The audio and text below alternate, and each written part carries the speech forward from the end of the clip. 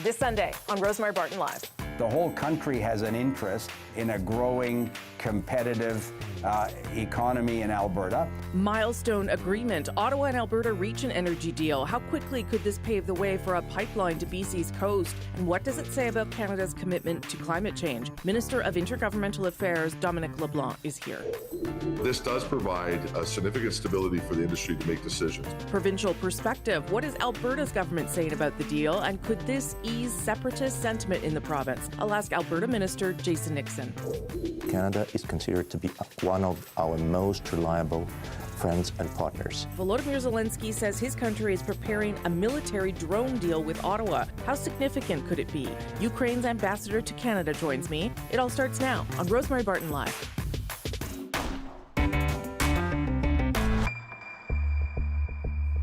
Hey, thanks so much for joining us on this Sunday. After months of negotiations, Ottawa and Alberta have signed a historic energy agreement, one that paves the way for another pipeline to the West Coast. If all goes according to plan, construction could begin as early as next year. The proposed West Coast oil pipeline would transport more than 1 million barrels of oil per day. We're building trust of investors, that Alberta and Canada are reliable and attractive destinations where opportunities are plentiful. The deal faces pushback from environmentalists and some First Nations groups. British Columbia's premier also still not on board with this idea, and Alberta still doesn't have a private sector proponent willing to fund the pipeline, though many in the energy industry and the premier herself are confident that will happen.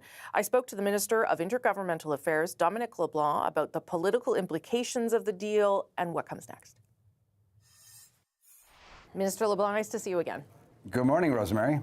I've got lots of questions because this is a big deal and there's lots in it. I'll start with the industrial carbon price. So the effective price is going to be $130 by 2040. The headline price $140.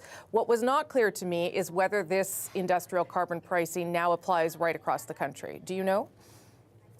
Well, obviously, once we have this agreement in place with Alberta, we would be prepared to discuss with other provinces these sort of arrangements, but this is a deal with respect to Alberta. But in our federation, we're always looking at ways to actually strengthen the efficacy of these measures. Sure. So we expect that provinces will want to talk to us about that, and we're obviously open to that. The Climate Institute said even before this that Canada was not on track to meet any of its climate goals, 2035 or net zero by 2050. We asked for modeling of where emissions would be because of this agreement, and we're not provided any. Do you have any understanding of where Canada will be with its commitments? So I know my colleague, the Minister of Environment and Climate Change, is working on those exact questions. One of the challenges, Rosemary, is that a number of the measures that were in place weren't actually achieving the results. So there was sort of a disconnect between a target and a plan that was not yielding the results. If Alberta was nowhere on track to achieving the level of ambition that had been set previously, then if this agreement is, as we think, effective and has the full participation of the government of Alberta and the Alberta industry, it's going to be much more effective at achieving those goals. So I think we have to acknowledge that this is, for us, a very important step at putting in place a series of measures, not just around an industrial price for carbon, but a series of measures that will advance significantly our ability to lead the fight against climate change. Okay, let me ask some of the things around what may get Canada to another pipeline or Alberta to another pipeline. The Pathways project, the pipeline is still, from what I understand, contingent on Pathways. But I'm not clear on whether it has to happen at the same time as the pipeline, whether it has to start with the pipeline. Can you give me a sense of how that has to unfold? So you're right. It is contingent. These two projects, if ultimately they go ahead, would go ahead together. So the idea that the government would consider the approval of a potential pipeline without a clear line of sight on the carbon capture and storage Pathways project also going into place is self-evident. We've been clear about that from the beginning. We're confident now, as is the government of Alberta, that the Pathways Alliance, the group of energy producers in Alberta, are able to advance in a very significant way quickly that project that has been on the shelf for a long time.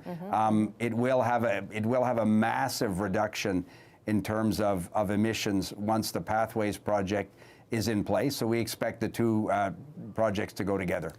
There is still also no private proponent for the pipeline. The Alberta government is sort of acting as the proponent and says it will have a proposal by the July 1st deadline. At what point do you need to see the private proponent in order to say, yes, we're going to go ahead with this? So you're right. What the agreement that the Prime Minister and Premier Smith announced last week said is that the Alberta government would submit by July 1st a detailed project proposal to the Major Projects Office. Then the Government of Canada will obviously look at the details of that proposal and will make a decision this fall whether it meets, in our view, the standard for a designation under the Building Canada Act, a project of national interest. There are a series of criteria that go into those considerations, one of which, of course, is consultation with Indigenous rights holders. So all of that is very much part of this process. There are a number of steps that need to be done. And the Alberta government has said also that they are confident that there will be a private sector proponent that will come forward and advance the project. But those will all be within the timelines that the Prime Minister and the Premier laid out, Rosemary. Does the pipeline have to be 100% privately owned? Because I'm sure you know your colleagues, both Minister Champagne and Minister Hodgson, have said that it is possible the Sovereign Wealth Fund could be used for a pipeline. So is there a scenario where it doesn't have to be 100% privately owned? Again, that's all quite hypothetical. We need to see the precise project that Alberta will deliver to the Government of Canada by July 1st. And one of the key criteria will be the financing of that particular project. The Alberta government is confident that it will have a private sector proponent, but we'll continue to work with the private sector and the Government of Alberta to see exactly how that financing can be structured. So I'm not avoiding the question. We don't know the answer to that question yet. We'll know it as we do the work, both with the Government of Alberta and with a private sector proponent. You're obviously the Minister of Intergovernmental Affairs, which also deals with things like national unity. How much is the prospect of an Alberta referendum, which would also be in October, the same deadline that you have for designating this a project, a national project, how much of that is factoring into the idea that this is important to do right now, to make sure that separatists in that province feel that the country is working? It's always important, Rosemary, and you said it properly. I'm the Minister of Intergovernmental Affairs, so one of the main responsibilities I have is to ensure that our federation works well in the interests of all Canadians and every region of the country. The Alberta economy and the natural resource economy of Western Canada is important to the whole country. I come from Atlantic Canada, Rosemary. An awful lot of people are earning a living and benefiting economically in my part of the country from the resource economy in the West. So the whole country has an interest in a growing, competitive economy in Alberta.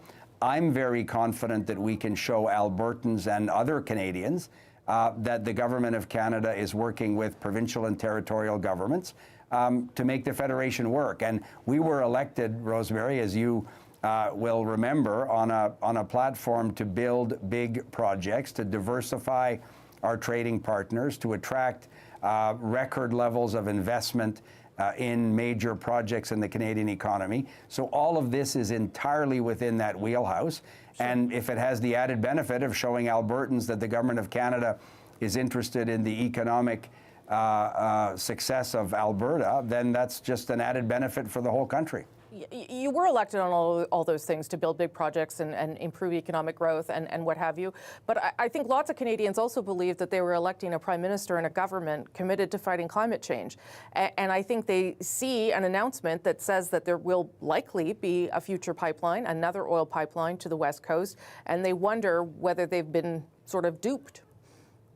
So obviously I don't think they were duped at all. What they see is a government, Rosemary, that announced an ambitious plan to work with provinces and territories to double our electricity generation and transmission capacity by 2050. You have a federal government that's actively working, for example, with the government of Nova Scotia on a massive offshore wind project. You have us working with the government of British Columbia on really interesting hydroelectric transmission corridors in northwestern British Columbia, which would unlock potential investments in critical mineral projects, amongst others. We're building trade infrastructure. So we're doing all of these things at the same time. I understand that people tend to focus on one particular project. That's understandable, but I think we got to be careful to put it in a context of a government that's doing a great deal, including in renewable energy and improving our ability to have a competitive and affordable electricity grid, with a significant investment, of course, in clean energy and renewable electricity as well. I just want to quickly ask you before you go where the heck things are with the United States. You've got this July 1st NAFTA review deadline, which I think everyone agrees is not going to be met, but talks will continue. But can you tell me when those formal talks for the review are going to start? Are we close to that happening, Minister? So we continue, Rosemary, to have a series of active and positive conversations at many levels with our American counterparts. Our chief negotiator, Madame Charette, spent last week in Washington, had a number of very high-level and we think successful or constructive conversations in terms of advancing our understanding of what would be important to recommit to the review of the CUSMA agreement. The conversations are ongoing. I expect to be in Washington, if not next week, then early the week after, to see Ambassador Greer. The Mexicans are beginning a technical table, a formal technical conversation in 2 weeks. We'll get to that point as well, but we're going to get to that point, Rosemary, when we think that there's a path to get a deal that's in Canada's interest, and we're not prepared to concede a whole bunch of things to get into a meeting to find that there's another list of things that we're supposed to give the United States. Okay, got it. Minister, nice to see you. Thank you for your time. Have a great Sunday. Thanks, Rosemary. That landmark agreement between Alberta and Ottawa, of course, will have implications right across the country, sets in motion the potential for a new pipeline that could happen very soon. Can Alberta meet its commitments to carbon capture and pricing? What hurdles still remain for that new West Coast pipeline? There are a lot of them, but we'll ask a member of the Alberta government about the new terms with the feds. You're watching Rosemary Barton, live.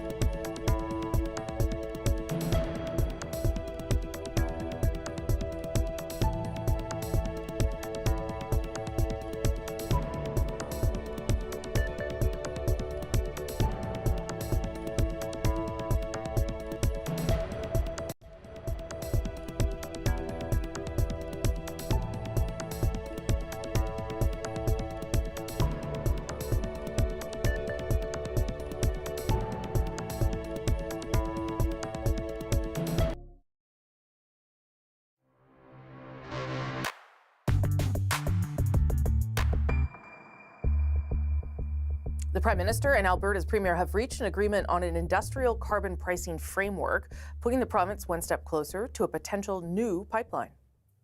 Our governments have agreed to targeted policy changes that create the conditions necessary for Alberta to significantly increase its energy production and exports to Asian and other global markets. You heard Minister LeBlanc there mention some of those targeted policy changes, including an increase to the effective industrial carbon price, the price at which carbon credits are bought and sold on the open market in Alberta, to $130 per tonne by 2040. And the headline price, what companies pay the Alberta government to reach compliance, to $140 per tonne, also by 2040. That previous price, set under Justin Trudeau, was $170 by 2030, though Alberta had not agreed to enforce it. There are still a number of steps needed before the province's hope for pipeline construction beginning in September of 2027 becomes a reality. Jason Nixon is an Alberta minister and was part of the special negotiating team that worked on a framework with the feds, and I spoke to him on Friday. Minister Nixon, nice to see you. Thanks for joining us. Thanks for having me on. So it sounds as though your government plans to put forward a pipeline proposal by July 1st. There is still no private proponent. Can you tell me how close you are to having one, and how active those conversations are right now, given where the deal is now, where the MOU is now? Well, what I'd say, Rosemary, is we've been very clear from the start, from Alberta's perspective, if we were able to remove 9 particular laws and some regulations that we'd seen take place over the last decade or so in Canada, that we honestly felt that we could have a proponent be able to move forward with the pipeline. We still feel the same way, and our conversations with industry proponents are going very, very well. And if we can create the regulatory environment that the Premier and the Prime Minister are working on creating today, we're very, very confident that we're going to be able to bring the people to the table that will accomplish getting a pipeline built as signed today, as early as September 1st, 2027, maybe construction started, which I think would be the fastest pipeline approval in the history of the country, and would be pretty exciting stuff. So we're confident we can bring a proponent to the table. Just so I'm clear, would you have a private proponent by July 1st, or would it be by sort of the next deadline of October, when it would be submitted to the Major Projects Office? I think that will be up to the Department of Energy in Alberta as they work through this next part of the process. Whether or not it has full value at the time of application or afterwards, I think is something that will have to be determined over the next several weeks. What we are confident about, though, is that we will have a proponent that wants to partner with Canada and Alberta to be able to make sure we get them accomplished. The other piece that the pipeline is contingent on is the Pathways project, the carbon capture and storage project, which, as you well know, has been talked about for many decades. And industry has complained that the pace of change has been too slow, but now they too have to have this moving in the right direction. What is your understanding of how quickly they can get going on things, and whether it has to happen sort of in tandem with the pipeline construction, or it can start after? Well, I don't think everything has to be exactly at the same moment. I don't believe that's realistic, but there's a commitment that we're going to move forward with both of these phases of this agreement. We're hearing from industry that they believe they can accomplish it. There's obviously going to continue to be hurdles along the way as we make sure that we get this done. But at the end of the day, we're very confident that we're going to be able to get work done on both, which ultimately get success towards an agreement, or this agreement being able to be implemented in our country. So, some people look at the agreement reached between Alberta and Ottawa and see a lot of concessions made by the federal government, but it's not as clear what Alberta had to compromise. Could you name a couple of things that the province has had to dial down in order to reach an agreement with the federal government? Well, I think Pathways is one of them. The fact that we're committed to working on pathways with the federal government and moving carbon capture forward in a significant way to meet some of the ambitions of the federal government when it comes to emissions is a pretty major move by the province. We've also committed to significant reductions on emissions previously as we led into this process. But in particular, today, we signed an agreement with the federal government that we would be accepting of $130 a ton for the industrial carbon price.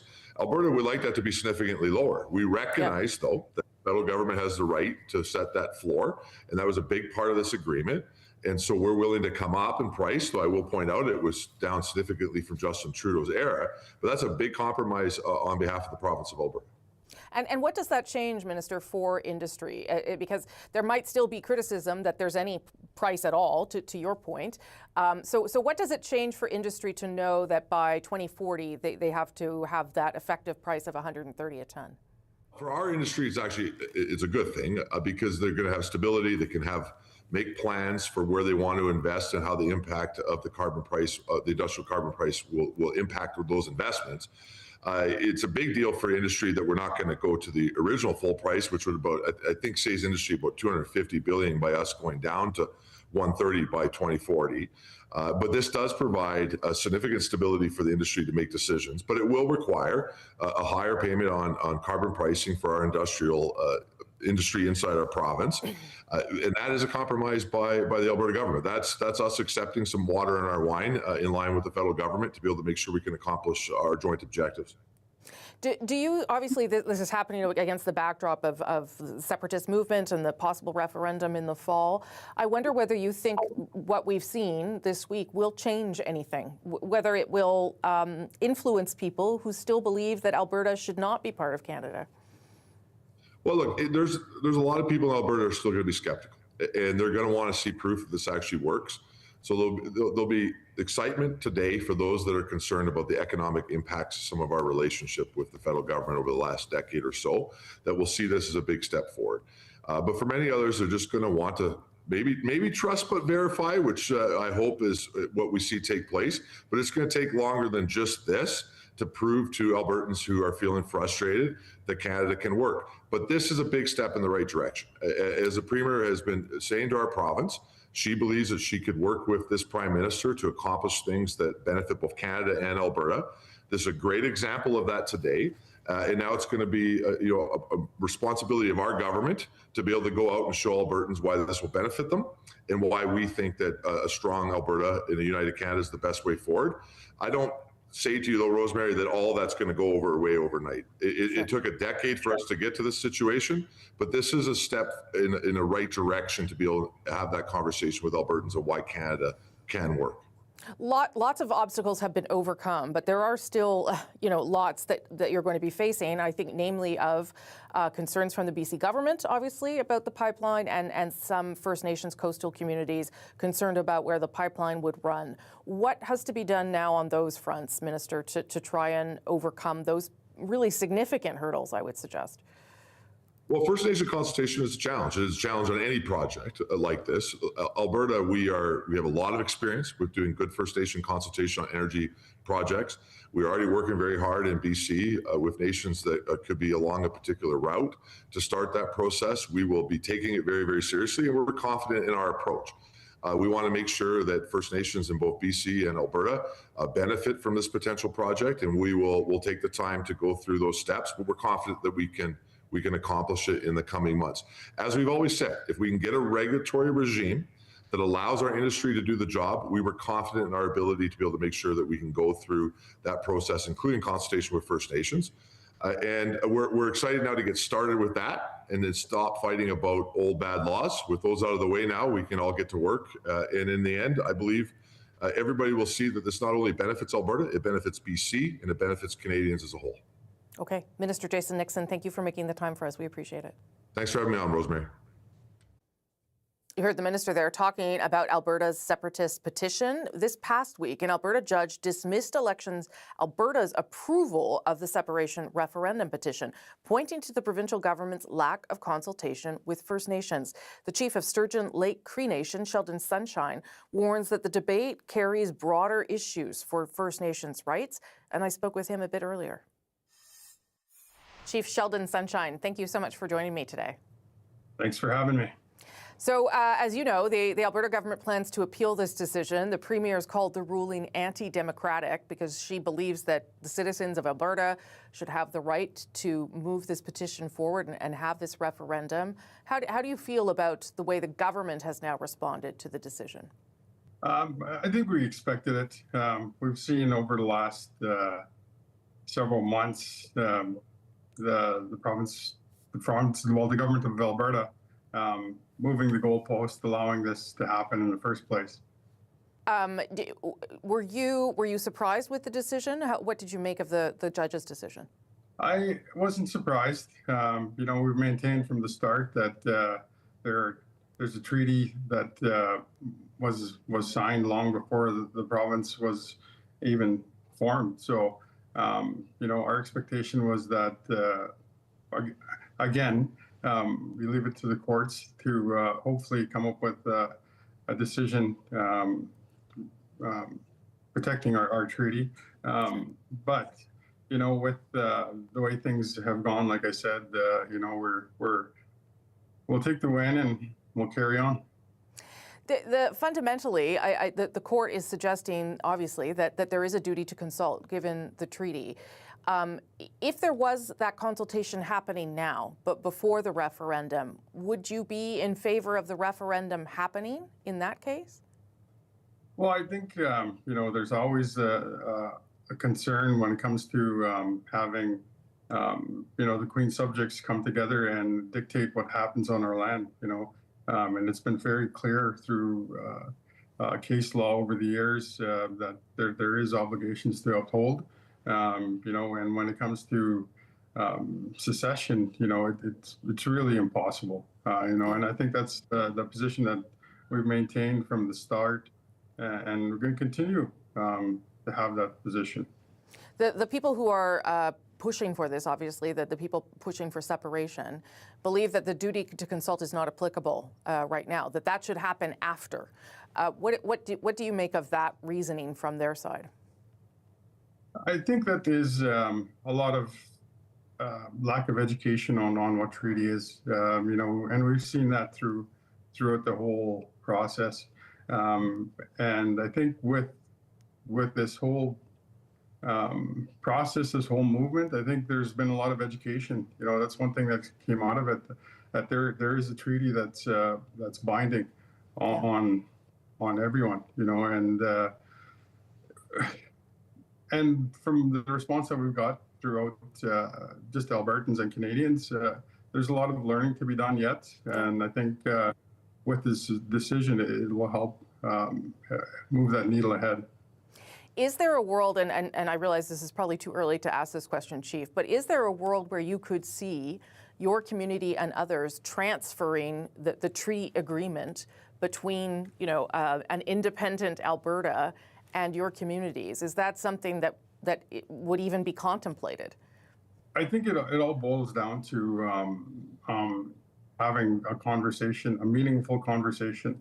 We've been struggling with the lack of understanding or the lack of commitment from both levels of government to understand what treaty really means to Right. our people. We're of the understanding that it was an agreement, a peaceful and friendship agreement to allow colonizations on our lands and, and to share the lands. But First Nations haven't seen any of that. So we have to start there, and I think that's the messaging that we've been putting out, is that the system obviously doesn't work for all levels, especially not First Nations. And it's time for the governments to recognize that and work towards solutions. Chief Sheldon Sunshine, thank you. Thank you for helping us understand. We appreciate it. Thank you. Up next, we'll talk about the politics of this energy deal. The Prime Minister facing criticism for amending some of the clean energy regulations, for the idea of a pipeline. Other provinces aren't happy. Some of his caucus will need managing. What does it mean for the Liberal government's majority in Parliament? I'm Rosemary Barton. We're live.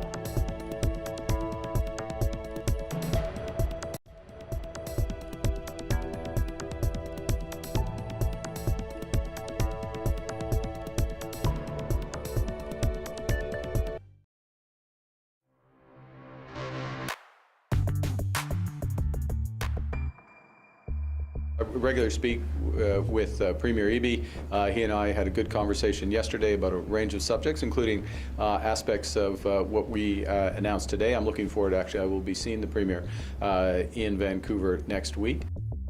The Prime Minister there on speaking to the BC Premier, because obviously BC has concerns. First Nations, some First Nations on the coast have concerns about a new pipeline. How likely is it that the Prime Minister and the Premier will be able to get people on side for a pipeline? What's the political pushback inside the Liberal caucus? Let's bring back our Sunday Scrum. Aaron Wary, senior writer here at CBC.